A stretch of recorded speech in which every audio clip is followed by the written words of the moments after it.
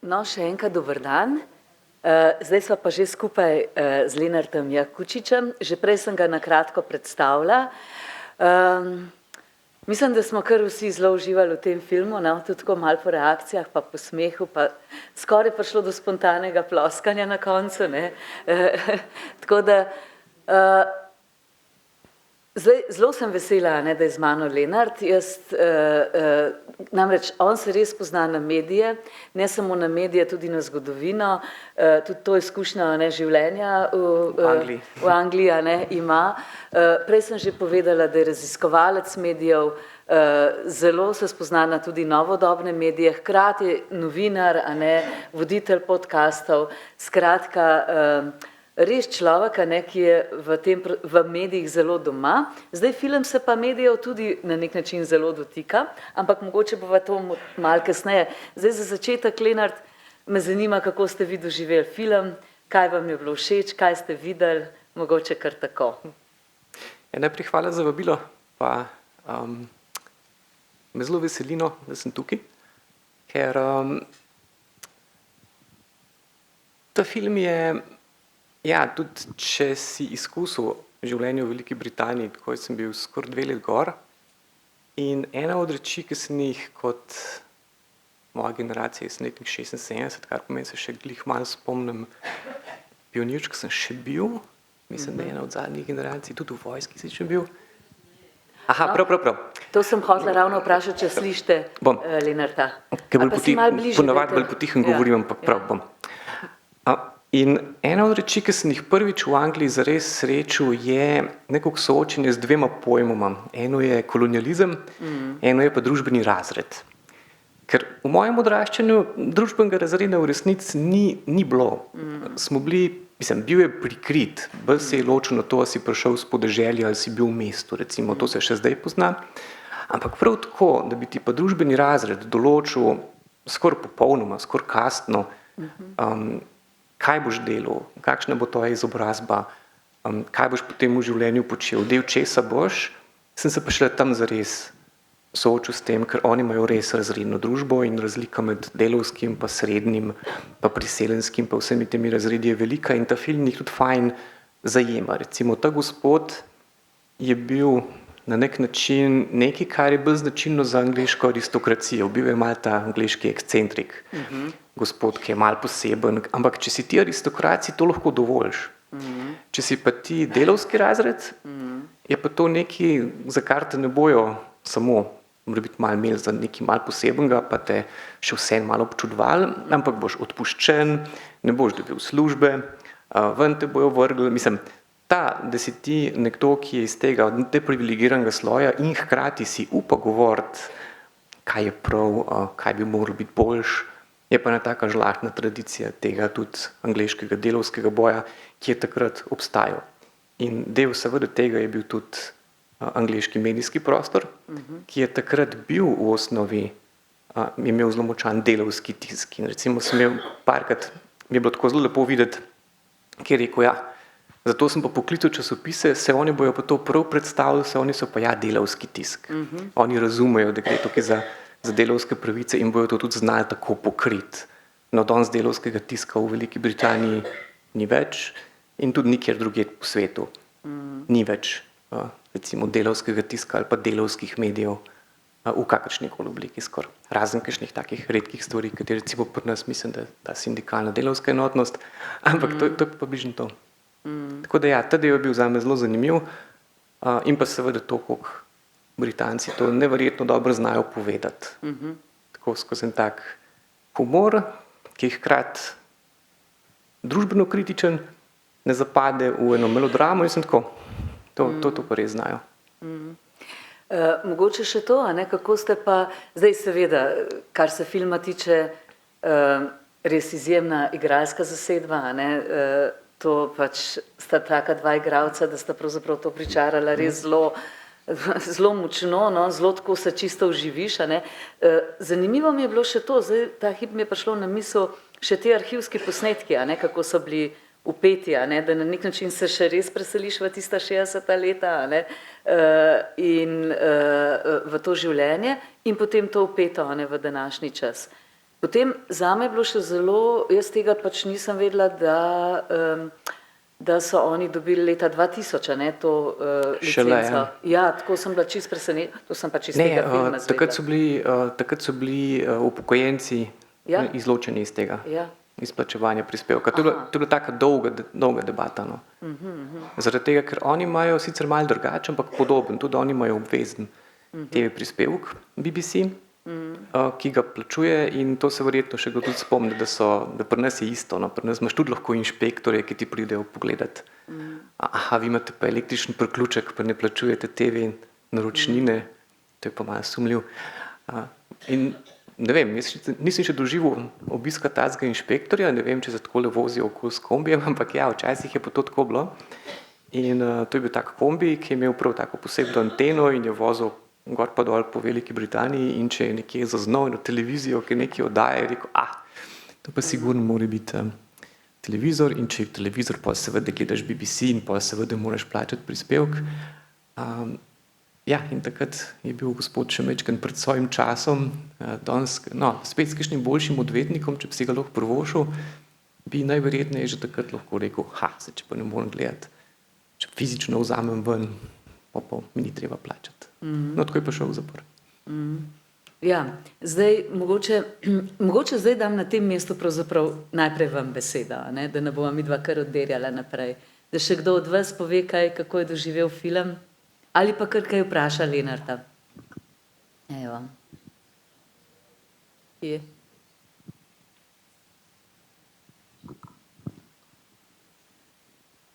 Še ni ta prav hip. No, potem pa mogoče greva midva lahko naprej, a ne, in sicer zdaj tukaj je, seveda spremljamo še to zgodbo, a ne, družinsko zgodbo te družine, a ne, pač to nesrečo in s tem, kako se, ne gre samo za nek razredni boj, a ne, lahko bi celo rekli, da pač zaradi ene osebne izkušnje, a ne, je ta njegova angažiranost, a ne, še toliko večja. Hkrati so pa tudi te odnosi v družini res, mislim, o tem bi lahko še velika ne govorila, ampak vendarle mene vleče zato, ker ste vi danes gosta, ne, zdaj k tem medijem, ne, tudi on vmes tam, ki v bistvu čaka, ne, ko je že slika ukradena in čaka, kdaj se bo začelo o tem pisati, da bo lahko izkoristil to, prav, te tiskani mediji nič lažejo, ne, nič ne pišejo o tistem, kar je pomembno, ne, da bi lahko zagrabil neko meso za potem nadaljno borbo, a ne.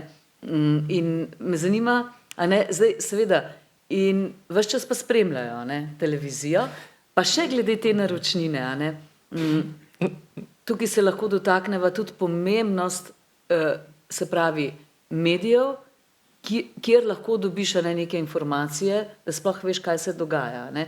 Zdaj, seveda, tudi mi vsi, a ne, plačujemo, ne, RTV prispevek, pa glede na vse, kaj se je dogajalo zdaj, a ne, zadnje čase, pa ne bi šla zdaj toliko konkretne te politične stvari, ampak vendarle se zaveš naenkrat, kako si naenkrat lahko od nekih informacij, a ne, odrezan in mogoče malo v to smer, a ne, da poveste, kako vi to vidite. Ja, mediji so res taka hecna žival, ki jo po eni strani vsi kritiziramo, pa malo ne maramo, pa jim malo ne zaupamo, po drugi strani pa malo hočemo verjeti, pa upamo, da imajo eno moč pa en vpliv. Vse, on je bil tudi razcepljen na en način. Seveda kot kritičen posameznik je vedel, da mediji zavajajo, pa da veliko reči ni noter. Tudi je videl, na kakšen način so poročali o stvareh, ker seveda on, ki je imel tisto sliko v omari, se je bil kar zaletel, ki je unga tam visokega policaja videl, kako razlagal in taki tuji kriminalni združbi, verjetno v specialcih, dobro organiziranih, in dobro, ni bilo čistko. In ponavadi je tako, da če si ti del medijske zgodbe, ampak to velja tudi za vse, ne vem, če si kakšna stroka, ali pa, ne vem, če si zdravnik, pa gledaš medije, ki pišejo o zdravstvu, če si, ne vem, skoraj v kjerikoli stroki, o kateri mediji poročajo, ti vidiš, koliko površno poročajo. Ali pa si misliš, sploh ne sprašujejo o pravih stvari. Ali pa, za področje, ki ga poznaš. Za področje, ki ga poznaš, to je najboljše. Za področje, ki ga poznaš, je ponavadi tako, da si zelo kritičen do medijev, pa imaš veliko razumevanja do svojih kolegov in kolegic. Ker poznaš, da je kompliciran, ampak hkrati, ko pa v medijih vidiš karkoli drugega o enem področju, ki ti je pa daleč, ali pa ki te še malo pojezi, tam pa vse verjameš. Ja. In mediji so v veliki meri en tak ogledal in mediji izkoriščajo vse te naše psihološke stvari. Pač ljudje v osnovi radi verjamemo, kar že vnaprej verjamemo in se radi izpostavljamo stvarem, ki potrjujejo tisto, kar verjamemo. In mediji, ki so v osnovi bolj tabloidni, to zelo izkoriščajo. Pač vejo, kaj bo naša pozornost, vejo, da morajo iti na naše predsodke, na naše strahove, na naše čustvene reakcije. In čeprav tega direktno ne verjamemo, pa še vsem spremljamo. Tako, hkrati smo malo skeptični, hkrati nas pa zanima. In to je ta dinamika medijske industrije, ki je na tej ravni blevina. Če pa delaš v medijih, pa seveda spet tako, kot pri vseh drugih poklicih, lahko, ne vem, jaz sem lahko 100 razlogov, zakaj mediji počnejo to, kar počnejo, ali pa ne počnejo. Česar ne počnejo, koliko je to težko, koliko recimo, če imaš ti par ur časa, pa moraš o neki kompleksni zadevi nekaj napisati, koliko se težko lotiš take reči, pa da se približno stoji. In kaj enkrat vidiš te stvari z druge, recimo jaz bil res v medijih z vseh koncev in kot aktivni novinar, in urednik in kot raziskovalec medijev, zdaj sem pa še s tretjega konca, ker sem pa... Kot svetovalec ministrice za kulturo za medije. Tako, za medijsko politiko. Sem pa še s tretjega konca v to upleten, ker pa to gledam kot nekdo, ki ga čaka prenova medijske zakonodaje. Pa še par teh reči in pa to vidiš, mislim, ki pa enkrat vidiš cel ta sistem med industrijo, javnostjo, politiko in vse in pa si rečeš, tukaj najditi ene take skupne ne vem, rešitve za karkoli, pa šele vidiš, koliko je to še bolj kompliciran, kot če gledaš od znotraj. Zaradi tega, ker so recimo pričakovana, recimo, še zmeraj kar rekel, nas novinarjev, no, mi smo predvsem, mi vidimo delovne pogoje, a imamo možnost delati ali ne, koliko kdo na nas pritiska ali ne, a nam da čas za nekaj raziskati ali ne, a je pol to objavljeno tako, ki mislimo, da mora biti, a nam dajo možnost preiskovati stvari, ki nas zanimajo ali pa mislimo, da so pomembne. Recimo mi vidimo ta vidik. Lastnik vidi drug vidik in to je, a bo uspel zadevo prodati, a bo uspel dobiti oglase, a bo lastnik kriv, a bo, ne vem, politika vznemirjena, če on to naredi. Recimo politika vidi to, zdaj pa mediji na ta način poročajo ali pa ne poročajo o meni, te me ne marajo, te me napadajo, te ne vem kaj. Mislim, vsak vid, no pa imamo seveda še gledalce, ki pa na eni načelni ravni si želijo imeti predvsem verodostojne informacije. Pač vsak upravičeno, vsak od nas, ko smo v vlogi nekoga, ki medije spremlja, zlasti recimo javne medije, ki jim vsem nalagamo tudi malo več odgovornosti do nas, želimo predvsem verodostojne in preverjene informacije. In to je vse v konfliktu. Na nek način. Ampak to, zdaj, kar ste rekli, na nek način gre pri teh javnih medijih glede teh informacij za skupno dobro. In tukaj se lahko dotakneva to, kar ste prej omenili, pa preden sva začela se pogovarjati, kako pač je to razlika recimo med okoljem, kjer mi živimo, in Anglijo in Ameriko, se pravi, kar se tiče razredov skupnega dobrega, da tudi čisto drugače, dojemamo, pravzaprav te, recimo, borbo za skupno dobro. Mogoče še kaj o tem rečete, vezano na film, Ja, mislim, ena od reči, ki je zanimivo, če greš v vse te stare kapitalistične države, oni imajo malo drugačno zgodovino tega. Recimo, oni so si mogli res zelo neposredno delavske pravice izboriti, ampak tako iz enih različnih razlogov, recimo, in tudi danes, to šele zdaj vidimo, ker iz ene družbe, ki je bila v osnovi bolj poudarjala skupnost, smo zdaj v enem obdobju zelo hudega individualizma in se zelo šele počasi iščemo spet, kako pa ta individualizem spraviti v nekaj skupnega. Recimo, oni imajo to tradicijo malo drugačno, ker niso imeli tega eksperimenta socialističnega, ki smo ga mi imeli, kar pomeni, oni nikoli niso imeli tega obdobja. In pol razmišljajo in pol na nek način je ta skupnost veliko bolj na ravni enega samoorganiziranja. Kar pomeni, tam imaš zato toliko več ljudi, ki tako kot on se nekaj spomne, pa gre ven, pa je še sin zraven, pa teži vsakmu, ki ga hoče poslušati. Recimo, to mi zdaj v zadnjem času spet majhen bolj vidimo skozi te civilno-družbene akcije, pa 8. marec na eni strani, pa recimo na drugi strani tisti, ki nasprotujejo splavu. Mislim pač, šele zdaj približno to malo vidimo, eno tako obliko družbene pa politične samoorganizacije, ki deluje izven političnih strank. In oni imajo nekako po en strani država tega direkt ne spodbuja, ampak hkrati pa tudi malo manj ovira. In zato imajo oni tudi recimo zakonodajo na ravni svobode izražanja pa njih takih zelo civilnih svoboščin predvsem močnejšo. Recimo tam te zelo teži zaprejo zaradi nečesa, kar poveš. Oni imajo tam ti slavni speakers corner v Hyde Parku, ki še zmeraj obstaja. Sem ga šel parkrat gledati in tam imaš še zmeraj ljudi, ki grejo gor, pač grmijo dol z tiste mini prižnice. Ampak to je nekako del te kulture, ki se jo mi še malo učimo. In zdaj na nek način to prihaja skozi družabna omrežja, recimo, ampak to je spet nekaj drugega. Zaradi tega, ker prvič malo nimamo te izkušnje, drugič nimamo te izkušnje s konkretnimi ljudmi, recimo zelo enostavno je biti nesramen ali pa zelo pogumen na Facebooku, Twitterju ali pa TikToku, nekaj drugega je pa, če res še zmeraj greš na ulico, pa si za nekaj prizadevaš. Mislim, to je sigurno, ne vem, imajo neko širšo toleranco do tega in tudi to, da ljudje, ne vem, kako bi to prenašlo skozi, da dejansko hodijo po hišah, pa zbirajo podpise, pa zbirajo peticije, pa zbirajo ne vem kaj.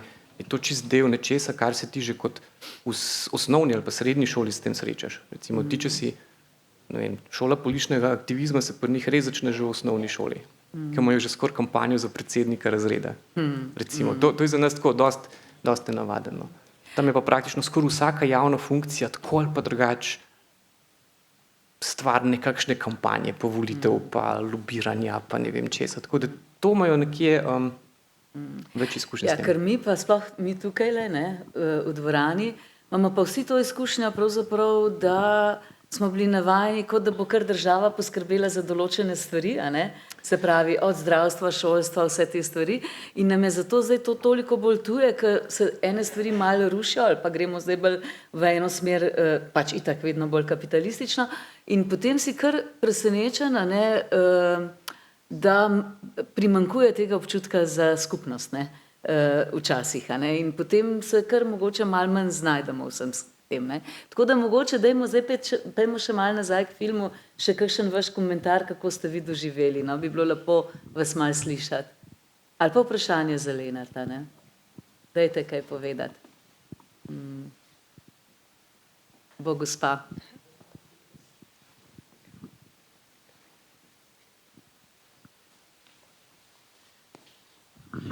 Ko že noben nič noče. Lepo, hvala. Jaz bom samo rekla, da toliko pozitivizma pa dobrega humorja na kupu že dolgo ne. Ja. To je zdajle moje mnenje. Zelo lepo. Bi še kdo drug kaj rekel? Kakšna tamle gospod?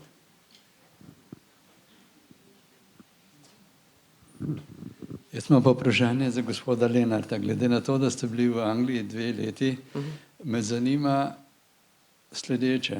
Angleži vemo, da so bili zelo kolonialistična država v preteklosti, v zgodovini.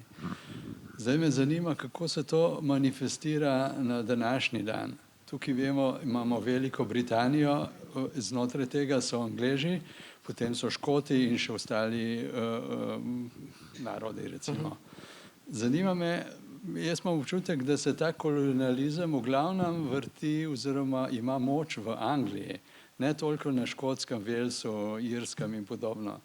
In ta vpliv kolonializma, ne vem, a je to mogoče tudi kaj vezano na ta odpor proti EU-ju in podobno, ki so šli v Brexit in tako naprej. Ker se mi zdi, da to so v glavnem bile zadeve, ki so zrasle v Angliji, ne toliko v ostalih delih Velike Britanije. To bi prosil za eno pojasnilo, če mogoče ste dobili občutek o tem. Jaz lahko tukaj res bolj govorim o svojih opažanjih, mislim, me je zanimal področje, ampak se strinjam s tem, da ta kolonializem je res bolj stvar te osrednje. Tam bolj, kaj greš na sever, recimo Kirci so bili sami kolonizirani, mislim, imajo tako imajo oni vsi po svoje slabe izkušnje z Angleži. Ampak ena od reči, ki jo res vidiš, je, ne vem, dobro, eno je že to, da imaš v Londonu menda več kot 170 različnih etničnih skupnosti. Pač res vidiš, da je to družba, ki je zelo raznolika in imaš res ljudi iz celega sveta. In če pogledaš še cel ta Commonwealth, kar pomeni, da damo zraven še Avstralijo, pa Novo Zelandijo, pa Kanado, pa vse, vidiš, da je bila to nekako ena velika svetovna globalna velesila, to, kar je danes Amerika, samo pač pred enim časom, ampak še zmeraj to vidiš na eni strani, ne vem, po strani je malo tragično, ker vejo, da niso več toliko močni in imajo zaradi tega mečken kompleks in pol poskušajo sebe vzpostaviti proti Ameriki, glih ne upajo, ampak proti EU-ju pa še zmeraj poskušajo vzpostaviti to svojo posebnost pa drugačnost. Ampak hkrati imajo pa eno, ne vem, noro samozavest, ki jo skozi vidiš. To recimo, ne vem, Anglež kamorkoli na svetu pride, se počuti, da mu to čisto pripada, da je tukaj, pa da vsi govorijo njegov jezik, pa da vse, recimo na eni taki samozavesti se zelo vidi in tudi to, da oni so en od največjih izvoznikov kulture, recimo to je čisto fascinantno, da je tretjina praktično njihovega gospodarstva tako ali pa drugače povezana s kulturnim izvozom, mislim, da je nekje med, ne, ni res, na 3. ali pa 4. mestu po panogah so. Koliko je tukaj enega znanja in v univerzah in v, ne vem, glasbeni produkciji, umetnosti, mislim, to je vse ena taka stvar, ki jo vidiš, da jo imajo prav zaradi tega, ker jih svet še zmeraj tretira kot neke vrste center. In to samozavest pol nekako nazaj izražajo in to se pozna, recimo, ta del. Ker se obnašajo res po svetu, kot da jim to pripada. To je mora biti en tak najbolj tak direktna posledica tega, a si bil kolonialist, a si bil kolonializiran. A se čutiš podrejenega, se čutiš kot nekoga, ki nekam pride in seveda si tam še zmeraj na nek način ta glavni. Pa seveda, ne vem, to so že podbili druge stvari, koliko imajo še zmeraj, pa Hong Kong, pa koliko je London kot finančni center, še zmeraj koliko se enega denarja steka, ali pa recimo tudi, ne vem, tudi to, da se je praktično Anglija, ki nima nobenih posebnih naravnih bogastev, razen premoga pa še nekaj, ki ima klimo kar tako bolj zoprno pa vse, recimo koliko je enega bogatstva iz vsega sveta, ki je prihajalo. To se zelo pozna. Vse te njihove inštitucije so bile vzpostavljene skozi to, da so bili kolonialistična velesila. In tudi recimo zgodovina BBC-ja, recimo BBC je na en stran nacionalistični, na drugi stran pa kolonialistični projekt. Zaradi tega, ker njegova sama ustanovitev je bila, recimo na celini, zlasti v Italiji ali pa še kje, so bili nacionalni javni servisi, zlasti radiji pa televizije, so bili v veliki meri nacionalni projekti, ki so dali tudi državam, oziroma ljudem znotraj enih nacionalnih mej vtis, da so del iste skupnosti. Recimo znani proper raj je nekako, da se zgodovinarji malo prerekajo, a je bolj Garibaldi povezal Italijo, ali jo je bolj radio. Zaradi tega, ker so Italija je bila zmeraj razbita na kup enih takih in manjših monarhij in nekdo, ki živi pri Neaplu, je bil s Sicilijo ali pa s Katanijo tako dosti nepovezan. In ko je pa enkrat se vzpostavil ta enoten nacionalni medijski sistem, ki so kar naenkrat vsi videli italijanščino natisnjeno, ki so videli, ki so odprli radio, pa so italijanščino slišali, je pa to imel ta skoraj tak narodotvoren vpliv. In to je bila recimo pomembna vloga javnih medijev, sploh radija pa televizije takrat. Medtem, ko v Angliji je bil pa BBC tudi kolonialističen projekt. BBC je bil že takrat tudi velik izvoznik britanske kulture, zunanje politike in vsega. In tudi v tem smislu je pomemben, da je Britanija po moje danes toliko pomembna kulturna velesila, ker je imela tako močno kolonialistično preteklost, s katero je potem tudi lahko konec koncev sfinancirala to. Ali pa se recimo razširila. Recimo. Ena takih stvari, ki jo je eden od mojih profesorjev dal, pa je taka bila dosti fascinantna. Enkrat je privihral v razred, mislim, v predavalnico in drugače ni nikoli zamujal. Takrat je pa zamujal, mislim, da je njih 10 minut in se je pol globoko opravičil in je imel pol pa 1 urno spontano predavanje, rekel, vse sem hotel danes nekaj drugega predavati, ampak sem zdaj poslušal na radiju, da je pol Azije brez interneta ostal, to pa zaradi tega, ker je ena ladja baje pri Aleksandriji neki nerodno s sidrom en podmorski kabel prekinila. In rekel, in sem pomislil, zakaj glih Aleksandrija? Aleksandrija je bila eden najbolj pomembnih britanskih teh pristanišč, sploh pa dol čez Suez, pa dol skozi, mislim, za vse. In je pol pokazal samo tako 2 slajda. Eno je bil zemljevid podmorskih kablov v času električnega telegrafa, ker je telegraf bil prva, zakaj tudi telegraf recimo, je bil tako pomemben za Veliko Britanijo, ker je bila to prva tehnologija, ki je Veliki Britaniji omogočila globalno svet povezati. Tukaj je bil interes za to, da so oni kot kolonialna velesila povezali, da so lahko se London pa Indija pogovarjala, pa London pa ne vem, da ima Kanada pa to. No in je rekel, evo, to je zemljevid podmorskih kablov telegrafa, pa je pokazal, no to je pa zemljevid današnjih internetnih optičnih kablov in se praktično prekrivata. Kar pomeni, doskrat je optični kabel za današnji internet položen zraven nekdanjega kabla za telegraf in to je vse na nek način bila britanska interesna sfera. In tudi te optične kable danes v veliki meri postavljajo en taki pravni nasledniki tistih nekdanjih firm, ki so to delali pred 100 pa nekaj leti. V takih rečeh se vidi kolonialistična velesila. To je pa kar zanimivo. Čeprav nekdanja, ja. Ja.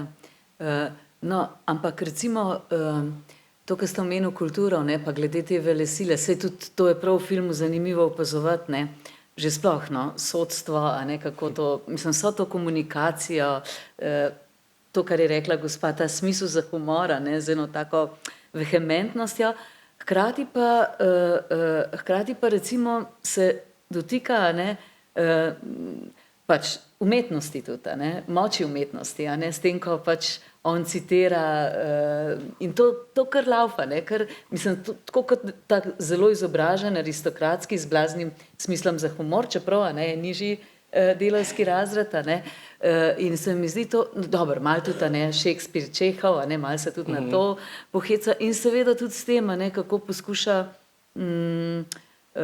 se pravi z pisanjem dramatike, a ne, dram, na nek način predelati to, kar se v družini godi, a ne, s to smrtjo, a ne, hčerke, z nesrečo. To se mi je zdelo, da je bilo res tako bistroumno, no, upleteno, da je šlo na različna področja. Kako ste vi to videli? Ja, to sem se tudi jaz veliko sprašal o tem, ker dobro, una tam psihologinja, če se jo spomnite, ja, ki naredi uno analizo, ki je čisto pravilna pravzaprav. Ja, jaz sem še najprej pomislila, pa kdo je zdaj ta gospa, je grafologinja, ali kaj pravzaprav, ne? Tako najprej sem bila kar zbegana, kdo je zdaj ta gospa, ne? Ne, pa imaš prav, ampak to je spet možno samo skozi to, da nimaš dostopa do istega šolstva. Kar pomeni, ona je videla potem, mislim, ona je videla, da je vsebina načitana, ampak je narobe vejico postavil. To, da je narobe vejico postavil, je pomenilo, da verjetno ni hodil v šolo, kjer bi slovnico poučevali. Ker recimo, mi imamo en velik predmet, ki se mu reče slovenščina, ki je vse, ki je slovnica, ki je literatura, ki je še malo državljanske vzgoje, pač en tak mega predmet. Tega oni nimajo, mislim, v osnovnem izobraževanju imajo oni tako, ki bi rekel, en tak praktičen pravopis, da se ti res učiš enega praktičnega pravopisa, da znaš tako nekaj napisati, pa to ne poglabljaš se pa v nijanse. In ona je takoj videla, mislim, pač tako je videla, da je verjetno delavc verjetno malo izstopal v svojemu področju, ni formalno izobražen, ampak se je sam izobraževal, malo bi pa rekla, ja, tistega Robin Hoodovskega kompleksa, ja. Ampak ona je po tisti vejci, to je ta stvar. In isto je recimo v jeziku, ki je popolnoma razreden. Ona je po tisti vejci vedela, da on ni izobražen. In da zaradi tega so verjetno v delavski in verjetno izven Londona. Kar pomeni, ena vejca te že lahko v angleški družbi postavi na svoje družbeno mesto. Nas recimo je to jezik postavljal. Mi smo bili malo transnacionalno, akademsko, poslovni pa tak balon, ampak mi smo recimo govorili za Anglijo, oni bi temu prav rekli tak izobraženski jezik. ker sem ga jaz nekje srečal med univerzitetno izobraženimi profesionalci v moji branži. Recimo, da so bili to, ne vem, novinarji na Guardianu, asistenti, profesori pa podobno. In jaz samo, da sem spregovoril o senki na ulici, v trgovini ali pa kaj takega, so me oni že dali v ta razred. Ne zaradi naglasa. Tega lahko z neki posluha pa prakse že toliko spraš, pa oni na naglas niso toliko pozorni zaradi tega, ker imajo toliko tujcev skozi. In mi zmeraj mislimo, ja, bomo pa nekaj narobe zvedeli zaradi tega, ker bomo nekaj malo tako naglasili. Ne, oni ne opazijo tega. Oni opazijo izobrazbeno raven. Če ti uporabljaš določene besede ali pa besedne zveze, ki se jih ne uporablja čisto v enem splošnem pogovornem jeziku, te avtomatično uvrstijo v srednji razred. To se zelo pozna. In recimo ta vidik je bil zanimiv. Ja, evo, eno vejco narediš narobe, pa že približno skoraj vejo, v kateri ulici si. Druga stvar, ki je tudi zanimiva, je pa to se pa spomnim, ki je pisal Bob Dylan v svoji autobiografiji Chronicles, ki tudi ni bil izobražen pa vse, ampak on je rekel, vse, kar sem jaz dobil v življenju, sem dobil skozi javne knjižnice. In v Ameriki in v Angliji, ki je vloga države toliko manjša, so bile javne knjižnice za ta razred nujen predpogoj, da so prišli tudi do te ravni izobrazbe, do kjer je on prišel, kot nekdo, ki se je sam učil. Ker recimo oni, če bi gledal, ne vem, žena je predstavljala res tisto čistilko, oni recimo, če bi gledal njihovo dnevno sobo, najverjetneje not ne bi imeli knjig. Ampak zaradi tega, ker si jih ne bi mogli privoščiti. Zato ne bi imeli knjig. In če ti kot najmanj srednji razred, ki imaš možnost, pa ta dodatni denar, da si kupuješ knjige, pa da imaš konec koncev že starše, ki ti berijo, se to je pa tudi pri nas tako, do neke mere. Ni samo umevno, da ljudje berejo, ampak ni problem, da so, ne vem, zaradi tega, ampak mrzdo si še zmeraj ne more privoščiti kupovanja knjig. In recimo, če hočeš ti priti do te stopnje ene razgledanosti, ti izven medijev pa izven javnih knjižnic praktično ne bi imel možnosti. In to ni bilo toliko izpostavljeno, ampak je bilo pa tudi verjetno precej jasno, da on nikoli ne bi prišel do Čehova, če ne bi verjetno imel lokalne knjižnice, kjer bi lahko to prebral. Bi kdo zdaj še kaj rekel? Da vas ne spregledam? Pač to so spet ene stvari, Lenart, ki so za nas mogoče mogoče jih malo težje razumemo, ker so nam se zdele tako, so nam samoumevne. In tukaj se tudi lahko na nek način dotaknemo tudi javnega šolstva. Zelo. In ker smo navajeni predvsem samo na to, kaj pa zdaj počasa, so še pač kakšne privatne šole, ampak vendarle se pravi izobraževanje za vse enako dobro. Tako da tukaj si mislim, da je tukaj, za knjižnice tudi, mi imamo tudi knjižnično mrežo izjemno dobro, ampak hkrati je bilo pa to vpeto tudi pravzaprav vse šole, tudi srednje šole in fakultete pa sploh. Mi se ne znamo predstavljati, da se razredne delitve začnejo z izobrazbo. In to je sploh v Angliji po Ameriki izredno razvidno. To, v kjer šole ti hodiš, v veliki meri določi, kaj boš ti v življenju počel. To, v kjer šole pa hodiš, pa v veliki meri določa, kje živiš. Pa kakšne barve si. Pa še marsikaj drugega. To so ne take reči, mislim nekako, ampak na srečo je tako. Recimo, jaz v 2 letih Londona praktično nisem imel nobenega stika z družbenim razredom, ki je višji od mojega. Recimo ti tam teh ljudi, ki so, ne vem, The Whigs ali pa karkoli, ne srečaš nikjer. To so ljudje, ki imajo v veleblagovnicah tistih parih svoje vhode ali pa svoje ure. Takrat, ko so za druge zaprte, imajo oni noter čas za nakupovanje, če že to sploh oni počnejo. Tam ti naključno ne srečaš nobenega, ne zvezdnika, ne aristokrata, ne vem kaj. Tako da jaz sem recimo prišel še najbližje prek tega, ker sem bil prvič, ker sem bil na praksi na Guardianu, sem živel pri eni, ona je bila urednica osebnih financ, tam nekje okoli gospodarstva. In tam preživela, je bila pač ona, pa hčerka, pa ena varuška z Švedske, tako, pač klasično taka. In to je bil moj prvi pogled v življenje tega izobraženega razreda v Angliji. Ker recimo, ko sem bil zgolj na faksu, nisem imel nič pogleda. Sem se samo bolj ne družil z ljudmi, ki so bili toliko študenti iz tujine, ali pa ki so bili tam, pa recimo, če sem imel kakšnega sošolca, ki je imel malo povezave znotraj nečesa. Ampak v glavnem so tudi oni tam z drugih koncev Anglije in ti nimaš dostopa do teh krogov.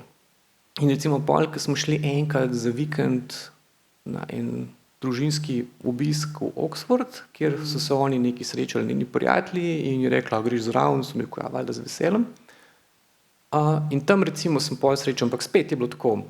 En je bil profesor, en je bil davčni svetovalec, dva sta bila v medijih. Mislim, tako čist je bilo to, recimo temu izobraženi profesionalci in sem pol meh imel vpogledal to, kva se oni pogovarjajo, kva počnejo, kako izgledajo njihove domače žurke. Ampak izven tega pa ti nimaš vstopa v to.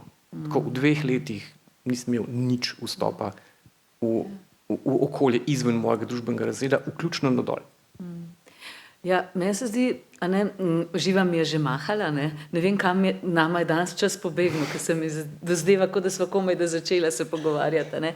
Ampak mogoče bi lahko zaključila na ta način, da ta film nam pravzaprav prikaže tudi s temi prizori, recimo tam, ko so pač na galeriji, ker sedijo pač običajni ljudje in ti tako rata tako hudo in lepo hkrati, da se on zavzeva za skupno stvar, da smo povezani, da drug brez drugega ne moremo. Kot reče, ti si jaz in jaz sem ti in potem seveda še njegov odvetnik, to tako lepo, res ganljivo spelje, da ti kar tako nekako, in to je nam mogoče... Tisto, kaj bo že njim ceglom. Ja, ampak to je nam na nek način bolj domače. Mi to mislim, da kar dobro prepoznavamo, da dobro čutimo. Hkrati smo presenečeni, da se je treba zdaj za kakšne te, ki so nam stvari samoumevne, kot je javno zdravstvo in šolstvo, kar malo zavzema, da ne bo se nam čist razrušilo. No? In jaz mislim, da lahko pravzaprav nam ta film tako da eno veselje v tem smislu, kako lahko že en posameznik, pa s tem, če smo povezani, mi predvsem ohranjeno in gremo v eno smer, ki je nam že malo domača, pa da je lahko še boljša. In to vključno z mediji. In kako so nam te mediji pač pomembni, ker da pridemo sploh do pravih informacij, da sploh vemo, kaj se godi okrog nas. In da vidiš še mogoče kaj, česar ne doživlja samo sam. Pa da se spregovori. Sej mi vsak v svojem mehurčku vemo, kaj se dogaja. Tako, Vse vemo. Če delaš na faksu, veš, kaj je tam. Če delaš v zdravstvu, veš, kaj je tam. Če delaš v kabinetu ministra, veš, kaj je tam. Ampak hočem reči, spregovoriti o tem. Pa še ena stvar, ki je pa ima seveda tudi slabe plati. Ampak ena od reči, ki jih pa pri Britancih, pa pri Američanih spoštujem, kakor se to tudi zlorablja v ene druge stvari, ampak je ta ideja individualne odgovornosti. To pa oni imajo in to se nekje vidi skozi eno stvar, ki je, to so v osnovi dost nebirokratske družbe, ki veliko reči prepuščajo eni osebni presoji. Recimo tebe v Ameriki delodajalec res zaposli po enem občutku ali pa tako, ima zelo veliko idej, zelo veliko ima svobode, kaj narediti. In to se je pa recimo tukaj videlo v enem zelo takmu pomembno, ker sem rekel, to je pa tako britansko in to ne bi šlo na celini čez. V tem sodnem primeru oni so posebej ločili okvir pa sliko. In on je bil obsojen zaradi kraje okvirja. To je nekaj, kar je res možno samo v Veliki Britaniji, ker si ki so porodniki še zmeraj resno jemljajo zakon in so po mojem pravno razmišljali, ne tako, kot pri nas v tej kozlovski sobi v Višini gori, ampak na nek način. Recimo sodniki imajo tam veliko več ene svobode, tudi določene primere čisto po svoje odločiti, ne birokratsko. Imajo možnost tudi zavrniti primer v smislu, a se vi norca delate z tega sodišča, če bi kakšen odvetnik to nekaj, imajo veliko več ene avtoritete in porota, ki je bila tukaj tudi vključena v to soodločanje, ona tako, najdli so eno tako zdravorazumsko rešitev, da je hkrati zakonu zadoščeno, kar pomeni, ja, seveda ne moramo zdaj pa pač dovolj, da bojo ljudje veselo kradli in si sposojali si stvari iz galerij zaradi tega, ker imajo pač eno idejo, kaj bi bilo s tem treba početi. Ampak ne samo, da je pol tudi porota na nek način videla eno tako temeljno pravičnost, v smislu, ja, ok, maga že moramo kaznovati, se je vendarle to čisto prav ni bilo, no? Ampak to, da so ločili okvir od slike in to, da je sodnik bil pripravljen to speljati. Da je tudi on rekel, cool. Seveda. No, to je recimo nekaj tajega, kar bi pa vzel eno tako popotnico z tega, ker se mi zdi, da vsako enem svojem mikrookolju malo imamo vsem preveč tega, da se ogromno stvari ne da samo zaradi tega, ker okoli nas se vse nekaj birokratsko odloča, ma v praksi pa tudi to, kar zdaj delam, vidim, da se konec koncev da mal tudi v zelo birokratskem sistemu mal obnašati podobno zdravorazumsko, kot ta sodnik. Jaz mislim, da je to dober zaključek najinega pogovora, da vsak lahko vendarle nekaj naredi, ne glede na to, v katerem okviru si ukvirjen, in hkrati, da razpršimo, da vidimo, da smo vsi pravzaprav v istem, čeprav smo vsak v svojem mehurčku, da nas zanima, kaj je še v kakšnem drugem in da samo, če bomo to dobro videli, skozi vse medije in vse, bomo lahko pravzaprav našli skupno dobro pot. In jaz si take zdravorazumske sodbe pri nas skoraj ne predstavljam. Ja. Nekaj bi se sigurno zakomplicirali, je pa to hkrati tudi največja ovira do tega, da pa dejansko, ko smo pri tem individualno, vsak od nas nekaj naredi, kar pa mora biti ni čist nujno dovoljen, ampak prepovedan pa tudi ne. No. Tako da, Lenart, najlepša vam hvala. Hvala tudi vam, lepe praznike. In hvala za obilo. In se vidimo po novem letu, ne?